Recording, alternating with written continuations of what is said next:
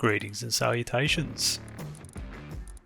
Welcome back to another video. Today we're going to be doing a build tutorial for one node of the blockchain bunker. And start off, we're going to show you what the footprint is, so you can always, a good idea to lay out your footprint first before you commit to building. So we can see here that our build will indeed fit, so we can go ahead and start off.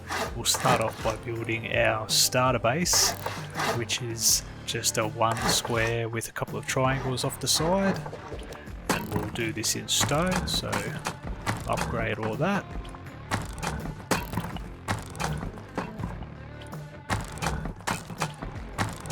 Whack down our sheet metal door. Hopefully you can use a wooden one if you haven't got a sheet metal one yet. And we're going to place a small box here. That's a placeholder for where we're going to place our large battery when we get that, but for now we don't need that. We're just going to put our TC there, lock her up. Don't forget to put code locks on your doors. We'll whack a sleeping bag down. We can get rid of this. This was just a placeholder. Alright, so at this point we've got our starter down and we're going to start building our expansion. This is probably the riskiest part of the build because it's quite an expansion. This build tutorial we're showing you here is for a solo player to be able to build this blockchain node. If you have more than one person, it becomes a lot easier and a lot less riskier because you can do this a different way, but we're showing you how to do it as a solo, so it's accessible to anybody. As you can see here, we're basically just laying out every external facing bit of honeycomb without upgrading the core. So this is so we can place our industrial light alarm system on all of the honeycomb.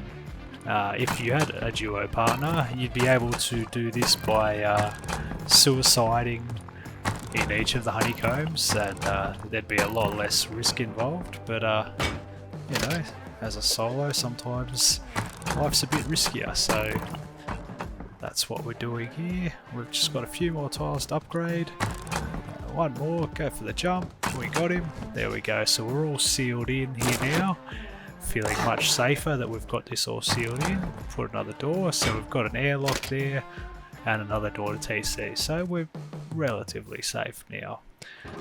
Now we can start working on the fun part. This is probably the most tedious part of doing a node, is setting up the industrial light alarm.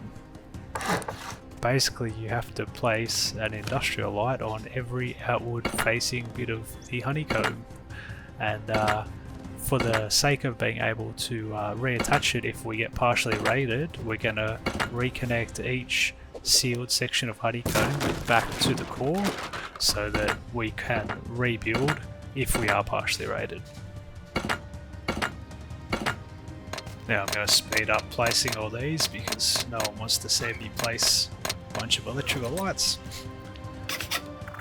Whack them on all of our external facing building blocks, and now we're going to wire them all up. So we're wiring them as each sealed off section back to one of the industrial lights in the core, and basically yeah, each section that gets sealed off has its own industrial light, so yeah, if it does get raided we can just reseal all that and rewire it up.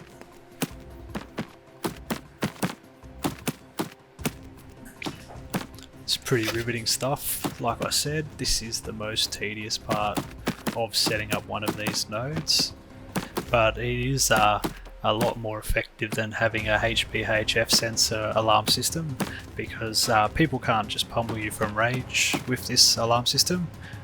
Your alarm will go off as soon as one of your pieces of honeycomb is destroyed, which is great because then your blockchain will stop sending loot to the base that's getting raided, which is what this setup's all about. So anyway, we're wiring it up through the blocker at the end of the chain so that yeah, if one of the honeycombs does get destroyed, it will stop the pass through for the blocker, or stop blocking the pass through I should say, and power will be fed through to your alarm circuit. which can include a smart alarm to send you notifications on the Rust Plus app. We'll seal off those sections of honeycomb now because they're all wired up, and that pretty much wraps up the video. So thanks for watching once again. Don't forget to drop a like if you liked the video, leave any comments, and don't forget to also subscribe. I've got more Rust content coming daily. Cheers.